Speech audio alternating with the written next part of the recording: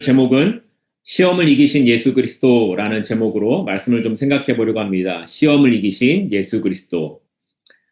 지난주에 드디어 파워볼 당첨자가 나왔다고 합니다.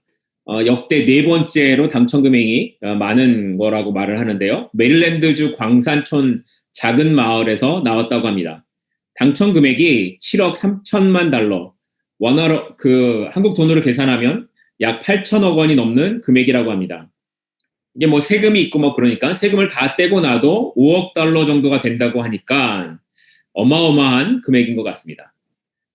이게 5억 달러 말로 이러니까 느낌이 잘 안 오죠. 근데 굉장히 큰 돈인 것 같아요. 만약에 여러분이 이런 로또에 당첨되셨다면 어떠실 것 같으십니까? 옛날에 어떤 사람은 로또를 맞아서 심장마비로 죽었다라는 그런 얘기도 있었는데 아마 내가 이런 로또를 맞았다면 거의 기절하지 않을까 그런 생각이 들기도 합니다. 그런데 이렇게 로또에 당첨이 된 것을 혹시 이건 나에게 닥친 고난이야, 시험이야 이렇게 생각하는 사람이 있을까요? 아마 없을 겁니다. 그것을 시험이라고 생각하고 로또 복권을 찢어버리는 그런 사람은 아무도 없을 겁니다. 아마 그런 사람을 보면 미쳤다고 말하겠죠. 마찬가지로 나에게 부와 명예, 권력이 주어졌을 때 그것을 시험이라고 생각하는 사람도 없을 겁니다. 왜 그렇습니까? 그건 내가 원하는 것이고 나에게 좋은 것이기 때문에 그렇죠. 이렇게 우리가 시험이라고 생각되어지는 상황들은 대부분 내가 원하지 않는 일들이 일어나는 순간을 시험이라고 생각하지 내가 원하는 것들이 이루어지는 순간을 시험이라고 생각하지 않는다라는 겁니다. 그런데 잠언 30장에 나오는 이 아굴의 기도를 보게 되면 이렇게 기도하죠. 나로 가난하게도 마옵시고 부하게도 마옵시고 라는 그런 내용이 있습니다. 이 말을 바꿔 말하면 가난한 것이 나에게 시험이 될 수도 있지만 반대로 부한 것도 나에게 시험이 될 수 있다라는 이런 말인 겁니다.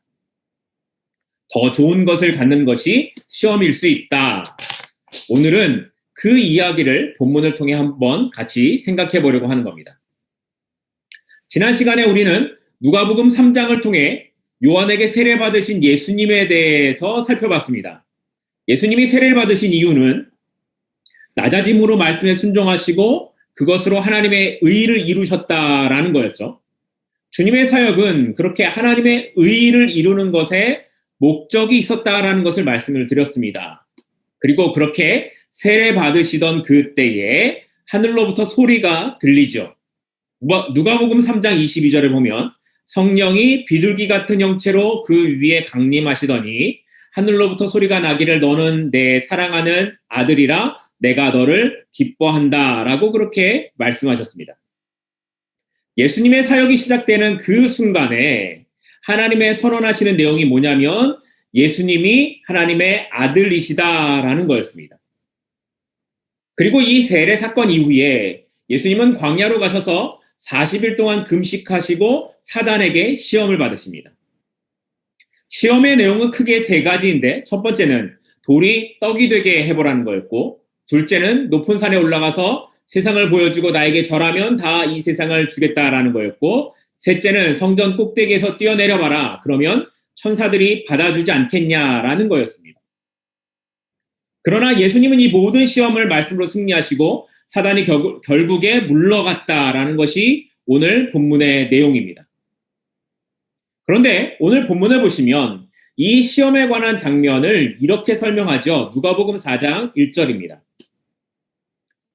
예수께서 성령의 충만함을 입어 요단강에서 돌아오사 광야에서 40일 동안 성령에 이끌리시며 라고 말합니다.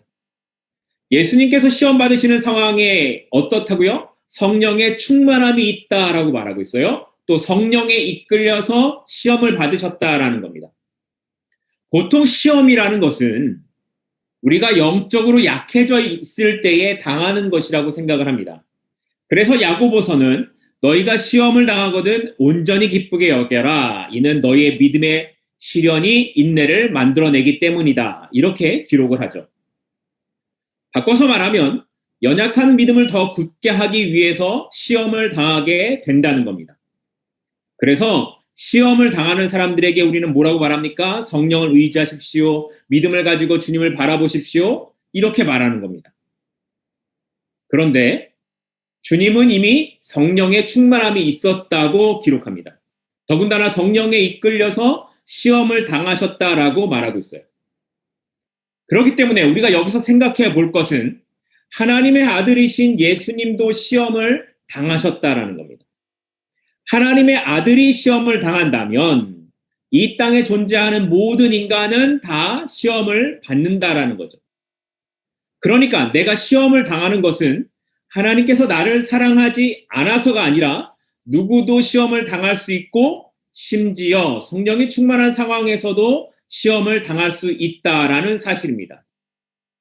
그래서 때로는 이해할 수 없는 시험이 있을 수도 있다라는 거죠. 마치 아브라함에게 아들을 제물로 바치라고 하셨던 명령처럼 이 세상의 누구도 내 시험을 이해할 수 없지만 그런 시험을 당하신 예수님은 그것을 아시고 이해하기 때문에 주님께 우리의 도와주심을 구해야 된다라고 하고 있는 겁니다. 히브리서 4장 15절부터 16절을 보면 그래서 이렇게 기록합니다. 우리에게 있는 대제사장은 우리의 연약함을 동정하지 못하실 리가 아니요 모든 일에 우리와 똑같이 시험을 받으신 이로되 죄는 없으시니라. 그러므로 우리는 긍휼하심을 받고 때를 따라 돕는 은혜를 얻기 위하여 은혜의 보좌 앞에 담대히 나아갈 것이니라. 하나님이신 예수님은 우리와 똑같은 인간의 몸으로 모든 시험을 받으셨습니다. 어떤 죄가 있어서가 아니라 인간으로 오셨기에 당해야 하는 시험이셨고 그 시험을 통해 첫째 아담의 실패를 회복하셔야만 했기 때문입니다. 첫 번째 아담의 실패 이후 죄가 들어오죠. 그리고 영원한 죽음을 맞아야 되는 인류를 대신해 두 번째 아담으로 오신 주님은 사단의 시험을 말씀으로 승리하시고 첫 번째 아담의 실패를 회복하셨던 겁니다. 그래서 주님은 우리가 당하는 아픔과 고난, 시험에 대해 잘 아시는 분이십니다. 그리고 나에게 오라고 말씀하시는 겁니다. 내가 네 아픔을 안다고, 내가 네 고난을 안다고 내게로 오라고 그렇게 말씀하시는 겁니다. 이것이 주님께서 스스로 시험 가운데 들어가신 이유인 것입니다. 그렇다면 구체적으로 예수님께서 이 시험을 이기신 의미가 오늘 우리에게 어떤 의미가 있을까를 좀 생각해 보겠습니다. 첫 번째로 떡으로만 사는 인생은 소망이 없다라는 것을 이야기하는 겁니다. 떡으로만 사는 인생은 소망이 없다. 누가복음 4장 3절입니다. 마귀가 이르되 내가 만일 하나님의 아들이거든 이 돌들에게 명하여 떡이 되게 하라. 여기에 나오는 내가 만일 하나님의 아들이거든 이 뜻은 사단이 예수님이 하나님의 아들 되심을 몰라서 하는 말이 아니라 비아냥되는 말이죠. 이미 세례 사건을 통해서 하나님의 아들 되심이 선언되었습니다. 사단도 이 사실을 잘 알고 있습니다. 그래서 이렇게 말하는 거예요. 네가 하나님의 아들이라면서 그럼 어디 한번 돌이 떡이 되게 할 능력이 있는지 증명해봐. 이렇게 말하는 거죠. 사단도 예수님이 돌이 떡이 되게 할 능력이 있다는 것을 알고 있습니다. 그러니까 하나님의 아들인데 왜 배를 굶고 있는 게 이런 게 말이 되냐? 너의 능력을 한번 증명해봐라 라고 하고 있는 겁니다. 바꿔 말하면 너의 능력을 너를 위해 사용해보라는 겁니다. 무엇과 상관없이요? 하나님의 뜻과 상관없이 그 능력을 사용하라는 겁니다. 그러자 예수님이 신명기 말씀으로 사단을 이렇게 이기십니다. 신명기 8장 3절인데요. 너를 낮추시며 너로 줄이게 하시며 또 너도 알지 못하며 내 열조도 알지 못하던 만나를 내게 먹이신 것은 사람이 떡으로만 사는 것이 아니요 여호와의 입에서 나오는 모든 말씀으로 사는 줄을 너로 알게 하려 하심이니라. 사람이 떡으로만 사는 것이 아니요 그것을 넘어선 무엇? 하나님의 말씀이 있음을 알게 하려 하신다라는 거예요. 말씀에 순종할 때 살아갈 수 있게 하는 하나님의 능력이 있음을 알게 하시겠다라는 겁니다. 그런데 이스라엘 백성들은 이것을 끝까지 모릅니다. 만나를 주시고 메추라기를 주시고 물을 주시고 해도 그래도 광야 생활 내내 이스라엘은 불평과 원망만이 가득했습니다. 이게 이스라엘만의 모습일까요? 이게 우리의 모습은 아닐까요? 이런 모습 속에서 아무튼 우리가 여기서 생각해 볼 것은 여기에 떡으로만이라고 하는 것, 이 떡으로만 할 때 만이라는 조사입니다. 영어로 번역한 것을 보면 does not live on bread alone 이라고 번역을 했는데 다시 말해서 사람이 떡으로 살 것이 아니요 이렇게 기록하고 있지 않고 떡으로만 살 것이 아니라고 한데 주목할 필요가 있다는 겁니다. 이건 떡의 중요성, 좀 더 명확하게 이야기하면 물질을 부인하고 있는 것이 아니라는 겁니다. 기독교는 물질을 부인하는 종교가 아닙니다. 먹고 사는 것에 대한 필요를 하나님 앞에 구하라고 말씀하시죠. 빌립보서 4장을 보면 너희 구할 것을 감사함으로 하나님께 아뢰라고 말씀하셨고 예수님께서도 사람들이 배고픈 것을 아시고 오병이어의 기적, 물고기 2마리, 떡 5개를 가지고 5,000명을 먹이신 그런 기적도 보여주시고 7병이어의 기적도 보여주셨습니다. 우리의 필요한 것을 구하는 것이 잘못이 아니고 당연히 하나님은 필요한 것을 기도하고 구하라고 말씀하십니다. 그렇지만 여기서 중요한 것은 뭐냐면 떡을 우선시하는 것은 부인해야 한다는 거예요. 이게 핵심이라는 겁니다. 그래서 너희는 뭘 먼저 구하라고요? 그의 나라와 그의 의의를 구하는 것, 이것이 먼저라고 하고 있는 겁니다. 우리의 프라이어리티, 우선순위는 하나님의 나라와 하나님의 의의를 구하는 것이어야 한다라고 말하고 있는 겁니다. 그래서 예수님은 돌을 떡으로 만들지 않으시는 겁니다. 얼마든지 예수님은 돌이 아니라 먼지를 가지고도 떡을 만드실 수 있지만 하지 않으시는 겁니다. 왜냐하면 그렇게 하는 것이 하나님의 의의를 구하는 것, 하나님의 의의를 이루는 것이 아니기 때문입니다. 그것이 하나님이 원하시는 뜻이 아니기 때문에 그런 거죠. 그래서 하실 수 있지만 안 하시는 겁니다. 예수님께서 하나님의 아들 되심을 증명하는 것은 뭔가 기적적인 것을 드러내고 뭔가 대단한 것을 보여줌으로써 나타나는 것이 아니라 내가 아무것도 하지 않아도 하나님의 능력으로 하실 수 있다라는 믿음, 그 신뢰를 보여줘야 하는 겁니다. 나를 증명하기 위해 능력을 사용하는 것은 사단의 시험에 넘어가는 거죠. 사단은 너를 증명해보라고, 네가 하나님의 아들이라는 걸 증명해보라고 예수님을 시험하지만 예수님은 나를 증명하는 것으로 예수님의 힘을 사용하지 않으시는 겁니다. 나를 자랑하고 나를 드러내는 것으로 그 힘을 사용하지 않고 하나님 없이 내가 살 수 있다라고 말하지 않고 나는 하나님 없이는 살 수 없음을, 나는 내 힘을 나를 자랑하는 것으로 드러내지 않겠다라고 말씀하고 계시는 겁니다. 떡이, 물질이, 돈이 나의 힘이 되고 나의 자랑이 되는 순간 우리는 하나님의 의의를 잃어버린 사람이 되고 마는 겁니다. 먹고 마시는 것이 우리의 필요가 아니라 우선순위가 되어버리면 그곳에 하나님의 의의를 구하는 인생의 자유는 없어져 버리고 마는 겁니다. 40일의 금식은 인간의 마지막 한계였을 겁니다. 배고픔의 한계, 내 필요의 마지막 한계에서 우리는 떡보다 하나님의 의의를 구할 수 있을까요? 하나님의 뜻을 구하기 위해 물질을 포기하고 하나님의 의의를 택할 수 있을까요? 정말 필요한 이 순간에 물질이 아닌 하나님을 선택할 수 있을까? 오늘 누가는 주님의 시험을 통해 이 질문을 하고 있는 겁니다. 떡은, 돈은 중요합니다. 그러나 그 떡보다 중요한 것이 하나님의 의이고 뜻이라는 것을 기억해야만 하는 겁니다. 설사 내가 죽을지라도 떡보다 하나님의 의의를 선택하는 것, 그것이 신자가 가야 될 길이라고 말씀하고 있는 겁니다. 두 번째로 예수님께서 이기신 이 시험의 의미가 오늘 우리에게 어떤 의미가 있을까?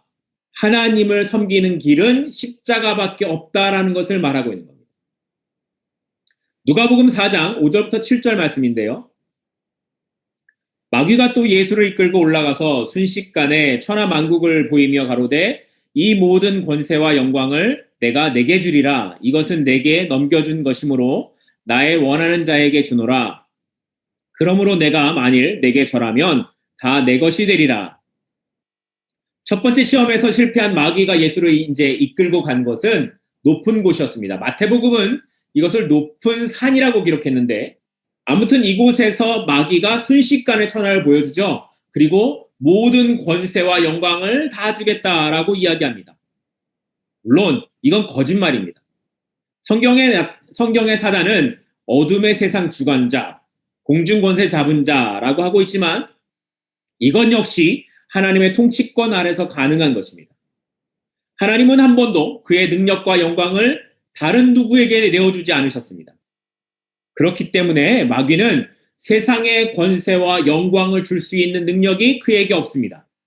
그럼에도 마치 자기가 그렇게 할 수 있는 것처럼 거짓을 말하고 사람들을 유혹하고 예수 그리스도에게 시험을 걸고 있는 거죠. 사실 인간에게 있어서 감각이라는 건 굉장히 중요합니다. 우리가 느끼고 살아가는데 굉장히 중요한 것이죠. 그런데 이 감각은 우리가 미혹되는데 아주 쉽게 사용이 되곤 합니다. 특별히 보여지는 시각을 통해서 우리가 시험에 넘어갈 때가 많이 있습니다. 대표적으로 다윗이 그랬습니다. 그렇게 신실하던 다윗이 옥상에서 밧세바를 보고 죄가 들어가 하지 말아야 할 것을 하게 되죠. 또 선악과를 보던 하와의 눈도 그랬습니다. 보기에 보암직하고 먹음직하게 보이는 것을 참지 못하고 넘어가는 겁니다. 이 보이는 것, 시각이 그렇게 우리를 시험에 빠지게 할 때가 많습니다. 그러니까 우리 눈을 가지고 잘 봐야 하는 겁니다. 그런데 그런 마귀의 유혹이 예수님에게 어떻게 다가옵니까? 천하 만국을 다 보여주는 걸로 다가오는 겁니다. 한순간에 마귀가 천하의 모든 것을 다 보여주죠. 나한테 한 번만 절하면 내가 이 땅의 모든 권세와 영광을 다 주겠다. 힘들게 십자가 지지 않아도 내가 권세와 영광을 다 주겠다라고 유혹하고 있는 겁니다. 사실 예수님의 영광의 완성은 십자가를 통한 것이었습니다. 십자가를 통해서 그 권세와 영광이 이루어지도록 하신 것이 하나님의 뜻이었습니다. 그런데 그 길이 고난이고 멸시이고 결국에는 죽음에 이르는 길인 거죠.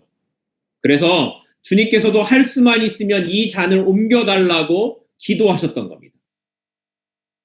그런데 이런 예수님에게 마귀가 뭐라고 말합니까? 한 번만 나에게 절하면 영광과 권세를 다 주겠다라고 하는 거예요. 한 번만 타협하면 어마어마한 것을 주겠다라고 유혹하는 겁니다. 이번 한 번만 말하는 거죠. 마귀는 우리에게도 이렇게 유혹을 합니다. 이번 한 번만 타협하라고. 이번 한 번만 넘어가면 다 주겠다라고 말하는 겁니다. 그리고 실제로 이런 유혹에 굴복하는 것은 쉽지 않은 일입니다. 사실 신앙생활을 할 때에도 이렇게 힘들게 뭔가 해야 하는가, 이렇게 어렵게까지, 이렇게 힘들게까지 해야 하는가 하는 생각이 들 때가 있죠. 좀 쉽게 믿고 싶은 겁니다. 좀 더 쉽게 할 수 있는 것을 찾아보려고 하는 거죠. 그런데 십자가는 쉬운 길이 아닙니다. 주님이 가신 길은 쉽지 않았지만 그러나 그 길에 영광이 있고 그 길에 생명이 있었습니다. 그래서 기독교에서 십자가가 빠지면 아무것도 아닌 것이 되는 겁니다. 그래서 예수님께서는 어떻게 이 시험을 이기셨습니까? 누가복음 4장 8절을 보면 예수께서 대답하여 이르시되 기록된 바 주 너희 하나님께 경배하고 다만 그를 섬기라 하였느니라.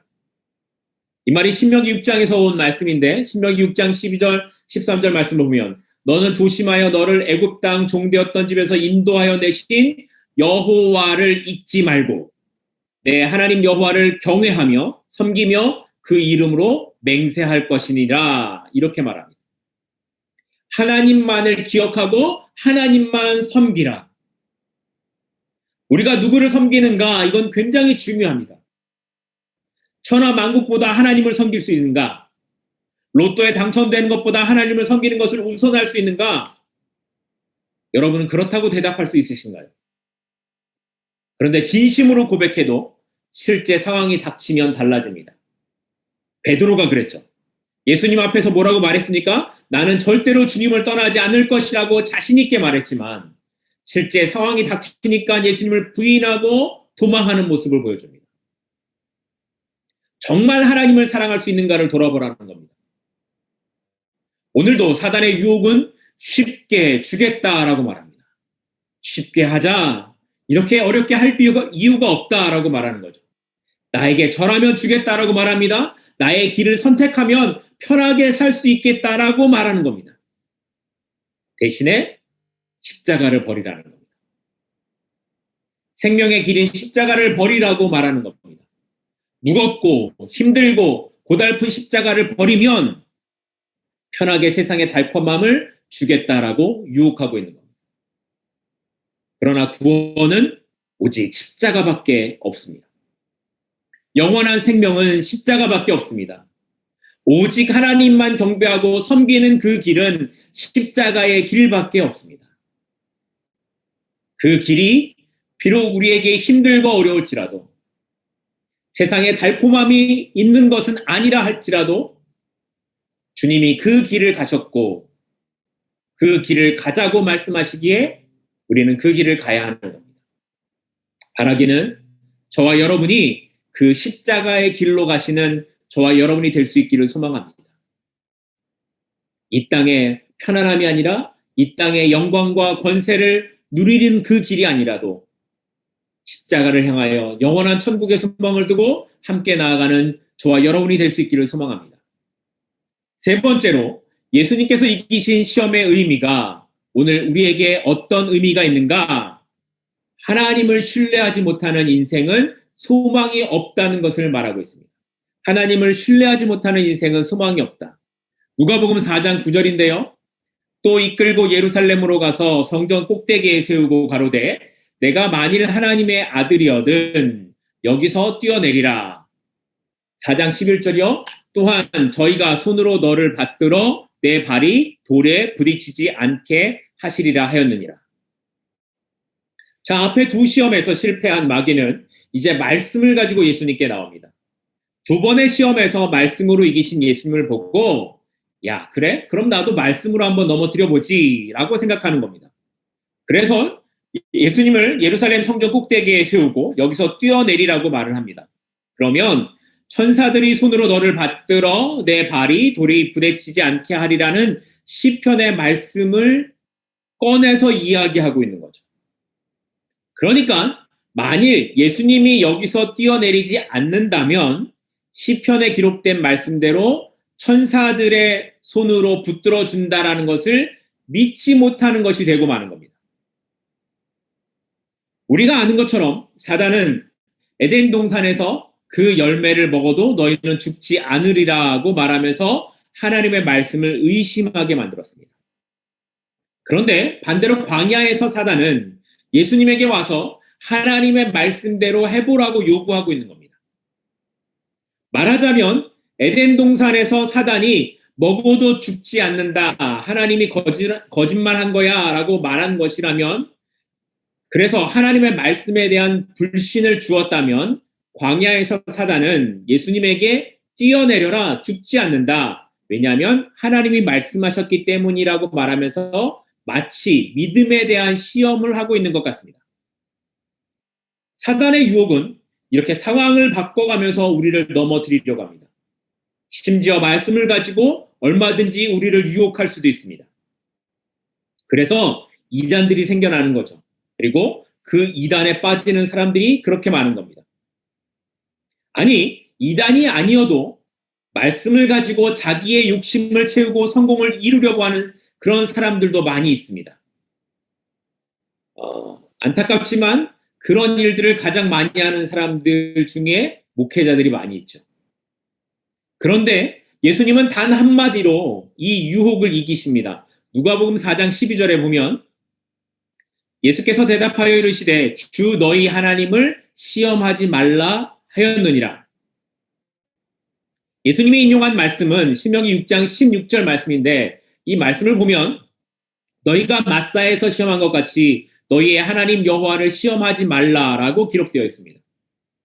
여기 마사라는 곳이 나오는데 이스라엘 백성이 출애굽하던 당시에 광야를 지나다가 마실 물이 없어서 하나님을 원망하고 모세를 원망하고 하나님을 시험한 곳이 마사라는 곳입니다.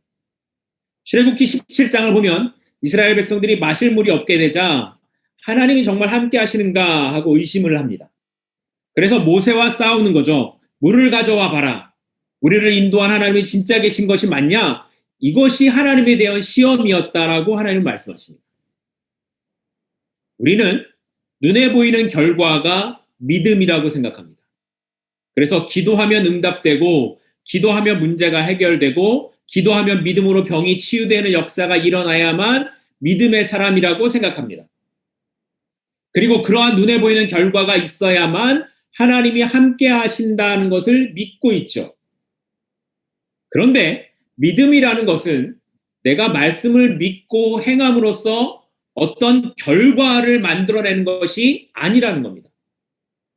믿음이 좋으면 범사가 잘 되고 건강해야 되는데 왜 하는 일마다 실패하고 왜 가난하게 살고 왜 암에 걸리고 병으로 누워있냐고 그렇게 반문하면서 하나님의 말씀이 틀렸다고 생각하게 하거나 아니면 너의 믿음이 약해서라고 믿게 만드는 것이 사단의 전략이라는 거예요.